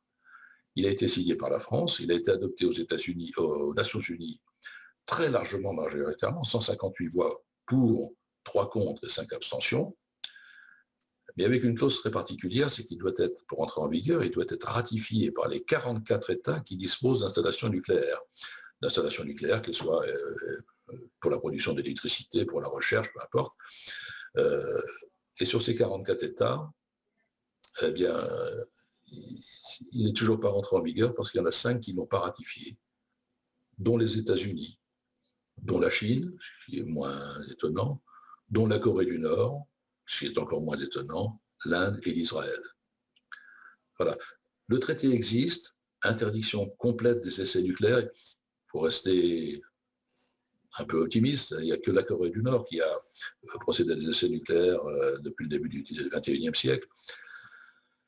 Espérons que la sagesse finira par l'emporter et qu'elle guidera toujours les décisions des États. Voilà, je vous remercie de votre attention. La suite au prochain numéro sur un thème qui sera plus léger que celui avec lequel je vous ai entretenu ce soir, ce sera sur l'histoire de l'électronucléaire, donc la production d'électricité, et c'est Thierry Caillon, un collègue de la SFEN, qui vous présentera cela. Je vous remercie de votre attention. Je passe la main à qui veut. Bien, merci Michel. Voilà. Merci beaucoup Michel. Merci bien. J'étais un petit peu long, je suis désolé. C'est pas grave. C'était passionnant. On va peut-être vous faire remonter donc des questions déjà qu'on a eues. Ouais. Donc voilà. N'hésitez pas à faire passer vos questions aussi maintenant. Oui. Donc on a Léo qui demande alors il faut remonter à la classification périodique. Oui. Donc effectivement vous avez parlé que Mendeleïev avait laissé des trous dans le tableau périodique et il demande qu'est-ce que ça veut dire des trous. Des trous, bah, attendez, je vais essayer de revenir. Est-ce que je peux revenir sur ça? Voilà, ici, voilà.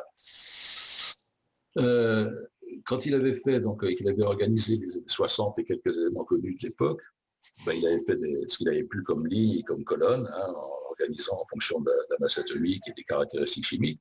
Et puis, ben, il y avait des lignes qui n'étaient pas complètes, il y avait des colonnes qui n'étaient pas complètes. Aujourd'hui, on voit un tableau qui est entier, là.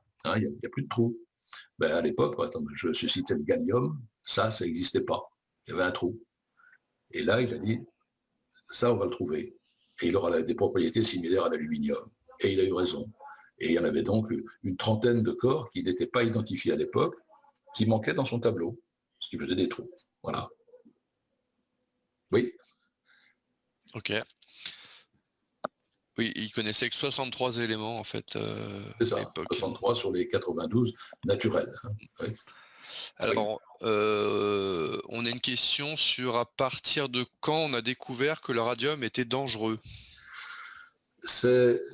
Alors, ça s'est assez vite découvert qu'il y avait un risque à l'utilisation du radium. Pour la petite histoire, d'ailleurs, Becquerel, qui suivait attentivement ce que faisait sa thésarde, Marie Curie, il était parti un jour chez lui en emportant une petite cellule de radium pour voir. Donc il pensa, c'était quelques milligrammes, hein, c'était très peu, et il met ça dans sa petite poche de veste. Voilà. Et il a découvert le lendemain une brûlure qui a mis plusieurs mois à cicatriser. Donc rapidement, le risque a été identifié. Mais vraiment, quand est-ce qu'il a été mesuré? C'est-à-dire qu'on a réalisé que la radioactivité pouvait avoir des conséquences sanitaires graves. Ben, ça s'est fait au fil du temps. Mais il a fallu même assez longtemps, puisque je disais tout à l'heure que les applications non médicales du radium, elles se sont poursuivies pendant 40 ans. Vous voyez? Et c'est au fil du temps où il y a une prise de conscience pour dire Marie Curie, elle est décédée des conséquences de son excès d'exposition à la radioactivité. C'est clair. Une découverte progressive. Ok. Il y a une question de Léo qui demande, alors je pense que c'était quand vous avez parlé d'expérience de Rutherford, que signifie précisément bombarder avec des particules alpha? Quelles étaient les techniques employées? Alors, la source de particules alpha que Rutherford a employée, je crois que c'était du polonium, qui est un émetteur alpha assez puissant. Alors, on dit bombarder, oui, c'est-à-dire qu'on oriente. Les particules alpha, elles ont l'avantage d'être chargées électriquement, donc on peut les canaliser de façon électrique par des champs. Et donc, on fait un faisceau qui vient taper la cible que l'on a choisie. Alors, expérimentalement, je ne saurais pas vous décrire le dispositif qui était utilisé, je ne l'ai pas vu, hein, je n'étais pas né à l'époque. Mais dans le principe, c'est ça, c'est une source de rayonnement alpha, donc du polonium. On en fait un faisceau avec un champ électrique, et peut-être magnétique aussi d'ailleurs, et on oriente ça sur la cible. Alors, quelle technique était employée? Alors, quelle théorie soutenait cette expérimentation? À l'époque, il n'y avait pas de théorie qui soutenait encore cette expérience. Il a fait ça pour essayer de comprendre. Et puis, il a eu cette intuition de génie de dire, mais si ça passe au travers de la feuille d'or, eh ben, c'est qu'il y a du vide. Et s'il y en a qui rebondissent, c'est qu'ils rencontrent quelque chose, des objets qui sont beaucoup plus lourds qu'eux. Et donc, il a élaboré cette vision de l'atome, mais il faut avoir une intuition de physique absolument géniale. À l'époque, il n'y avait pas encore de théorie. Alors la mécanique quantique n'existait pas encore. Hein, il n'y avait pas de théorie physique qui incitait à trouver ce truc-là. Il faut avoir l'intuition de génie d'un Rutherford. Après. Donc on a aussi une question sur les premiers essais nucléaires.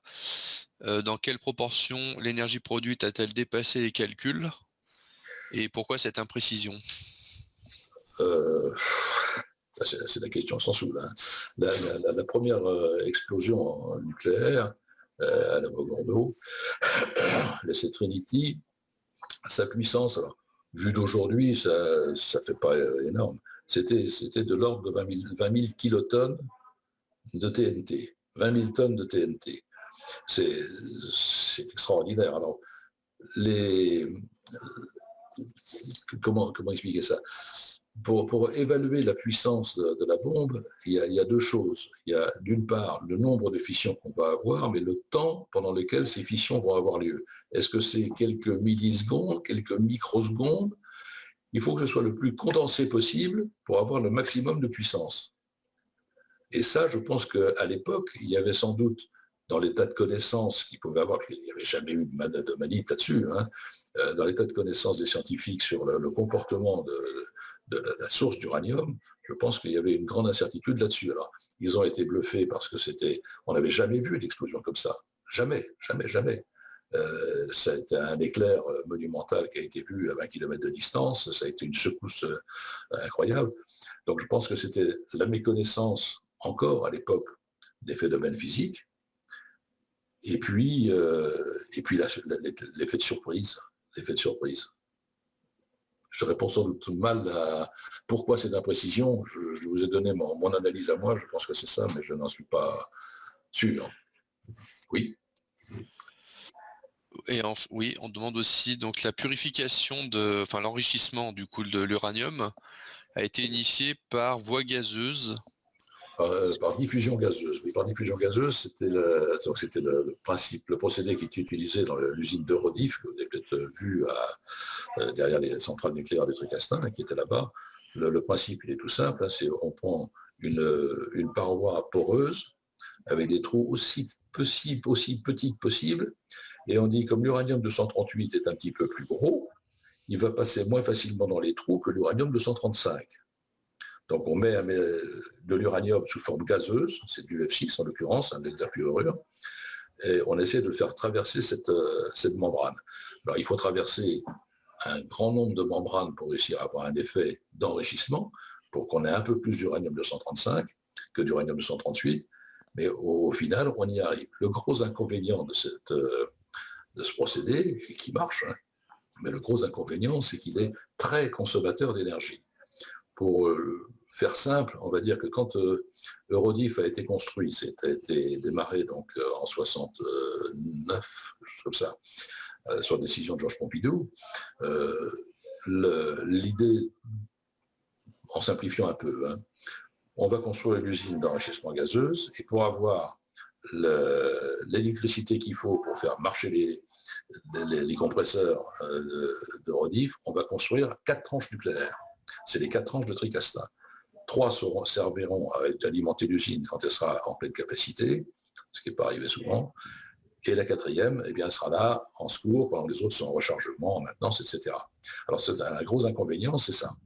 L'autre procédé, c'est l'ultracentrifugation.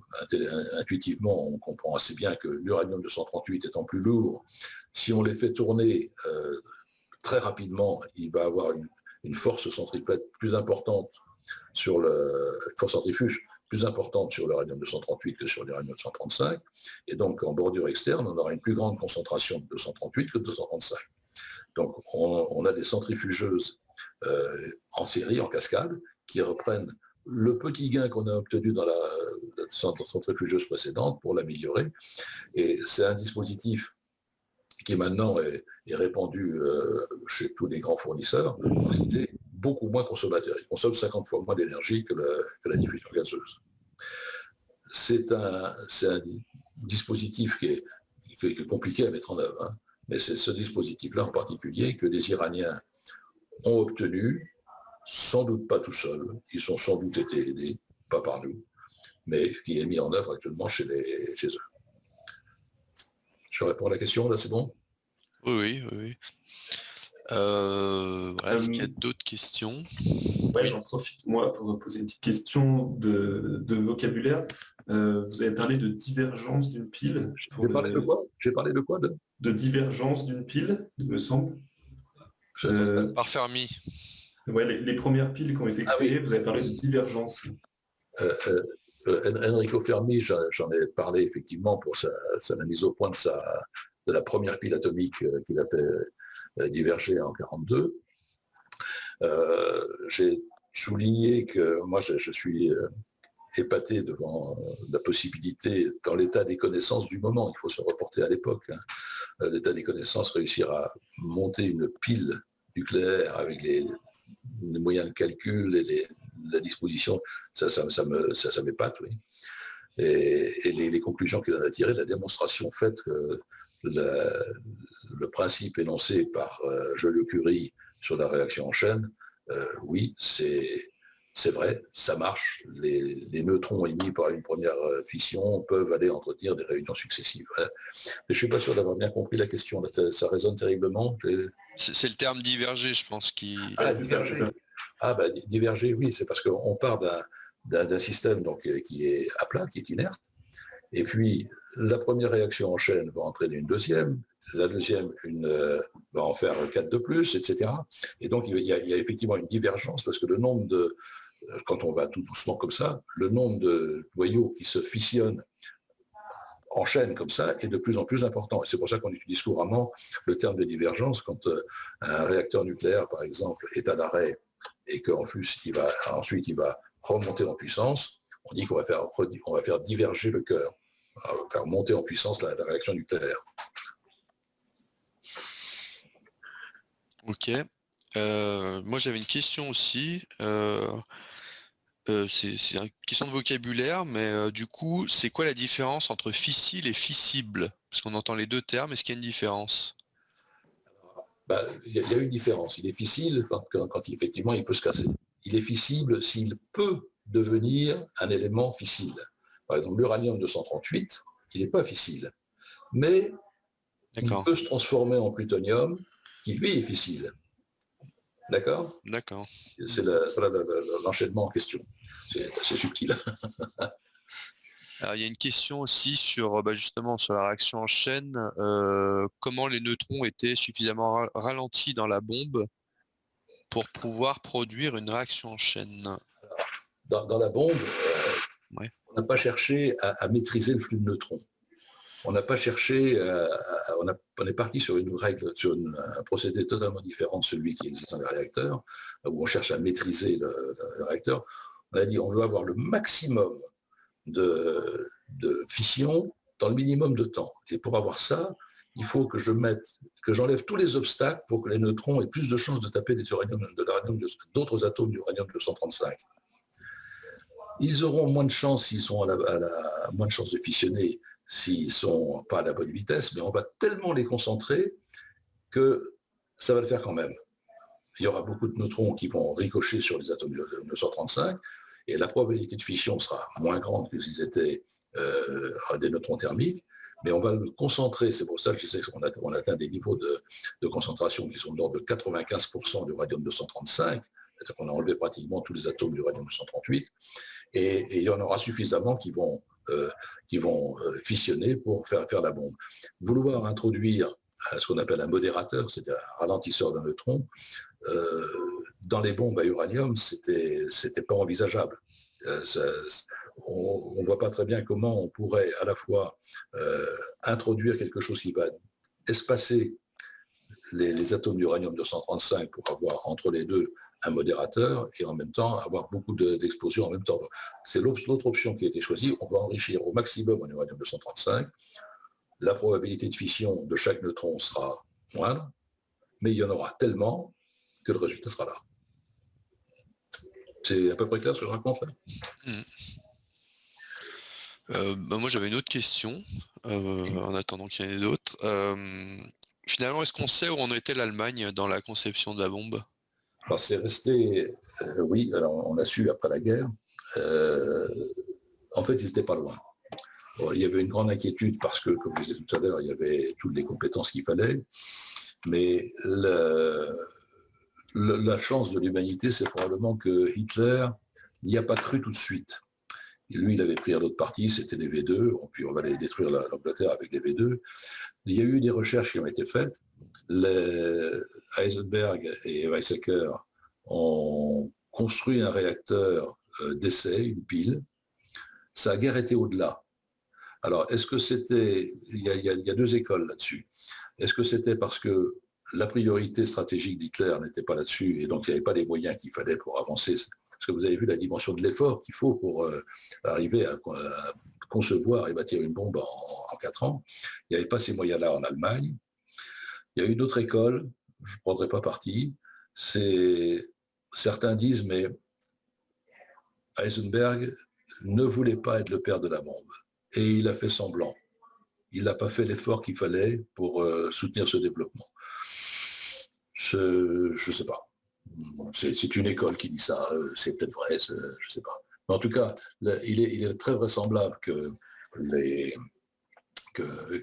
l'Allemagne n'avait pas les moyens propres de se développer, une bombe avec tous ses moyens seuls. Ok. Il y a une question sur la bombe à neutrons. Qu'en est-il de la bombe à neutrons?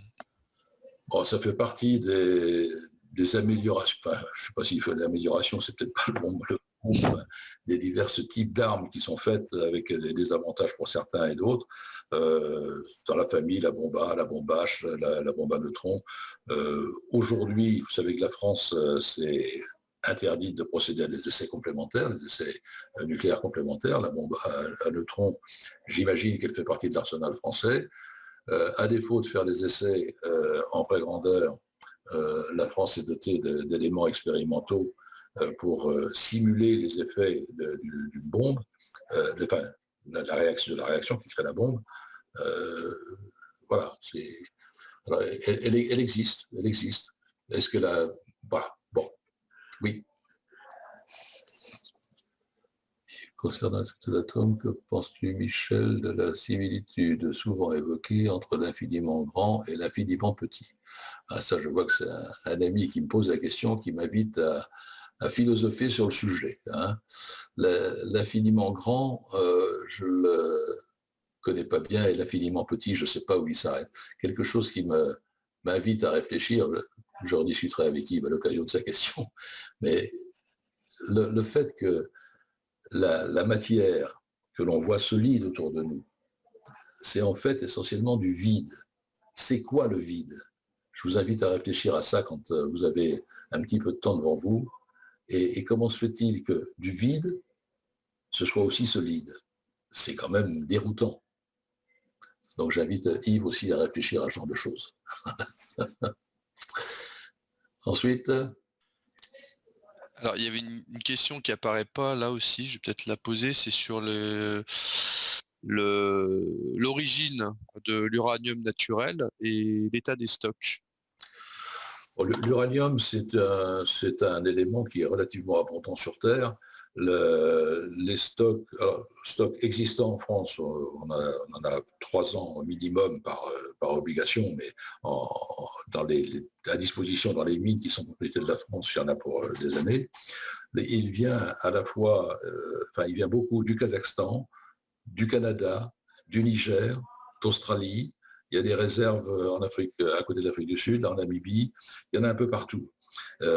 Tout dépend du prix qu'on est prêt à mettre pour avoir cet uranium. Il y a une réserve, par exemple, d'uranium dans l'eau de mer. En quantité d'uranium dans l'eau de mer, c'est des centaines de tonnes. Il y a largement ce qu'il faut. Il n'y a pas de problème à court terme de disponibilité d'uranium. Pas de problème de ce côté-là. Ça répond à la question, ça? Oui. Oui, bon. Alors, il y a une précision d'un participant qui dit que les grands obstacles à la bombe allemande étaient la dispersion des recherches entre de multiples acteurs et le manque de moyens. Oui, le manque de moyens, je suis convaincu. Alors la dispersion des recherches, il y a une mission qui avait été organisée après la guerre, la mission Alsos, pour justement très vite, après la capitulation de l'Allemagne, mettre la main faire le point, savoir ce qui s'était passé, et mettre la main sur les compétences et éventuellement l'uranium qui serait disponible en Allemagne. Le résultat de la mission avait été assez décevant. Il n'y avait pas grand-chose. Il y avait eu un incident dans je ne sais plus quelle ville, où il y avait eu une tentative, un essai de création de réacteurs nucléaires, de piles atomiques, comme on disait à l'époque, qui avait marqué. Il y avait quelques laboratoires, c'était pas énorme. Le manque de moyens, je crois, c'était vraiment le point crucial. C'était le point crucial. Et je vois une autre question, peut-être, comment avancent les projets de fusion, c'est ça? Oui. Les projets de fusion. Alors, le projet de fusion, ça, c'est l'avenir. Moi, je suis épaté par la fusion nucléaire, la distinction entre la fission et la fusion. Hein. Enfin, je pense que Thierry Caillon en dira 2 mots le mois prochain. La fission, on vient casser un atome. La fusion, on vient au contraire fusionner 2 atomes avec une grande libération d'énergie. Alors, il y a des expérimentations en cours déjà depuis de nombreuses années. La grande expérience qui se prépare, c'est un projet international, c'est un projet d'une dimension telle qu'il n'y a pas un seul État qui pouvait s'appuyer, se faire un projet comme ça. C'est le projet ITER, qui est en cours de développement à Cadarache. Et j'invite tous ceux qui ont l'occasion de passer à Cadarache ou de pouvoir visiter ITER, d'y aller, c'est vraiment impressionnant. C'est impressionnant de gigantisme, c'est impressionnant de complexité. Le grand objet d'ITER, c'est de démontrer que l'on sait établir une réunion de fusion, la maintenir, extraire plus d'énergie de cette réaction que l'on maintient, plus d'énergie que ce que l'on a consommé pour l'initier. Ça a l'air presque loufoque de décrire comme ça, et pourtant c'est la réalité des choses. Moi, ce que je peux vous dire, c'est vous encourager allez écouter, s'il y a encore de la place, parce que je crois qu'il y a énormément de monde déjà, la conférence que va donner Bernard Bigot, qui est le patron de ITER, dans le cadre de la Sfen Rhône-Loire. Je crois que c'est jeudi prochain, sur justement l'avancement du projet ITER. Vous allez sur le site sfenral.fr, vous trouverez toutes les informations là-dessus, et c'est quelque chose de passionnant. Il ne faut pas rêver, la fusion, c'est pas quelque chose qui va nous donner de l'électricité demain. C'est pas ça qui va permettre de remplacer les réacteurs nucléaires actuels dans l'avenir prévisible. On est en train de faire de la R&D. ITER ne fournira pas d'électricité, c'est pas prévu pour. Ça pour simplement démontrer ce que je disais tout à l'heure. Avant d'arriver à avoir une étape industrielle de réacteurs susceptibles de fournir de l'électricité, on est à la fin du siècle ou au début du siècle prochain. Voilà l'échelle de temps. On est sur une échelle encore sur la recherche fondamentale pour bien comprendre la R&D. Et il y a des barrières technologiques qui demandent encore à être construites, à être franchies. C'est-à-dire que c'est pas gagné d'avance. Hein. On cherche, mais moi j'y crois. Et c'est fascinant. Bien, on va conclure du coup. Merci en tout cas pour cette belle conférence. Et plein de choses. J'espère que je ne vous ai pas cassé le moral avec toute la et parler uniquement des risques qui sont attachés à ça. C'est un sujet on en parle assez peu. Je pense que c'est quand même quelque chose qui est important de savoir pour comprendre un peu les tensions qui peuvent exister encore et la vigilance qu'il faut avoir auprès de certains États. Quoi. Voilà.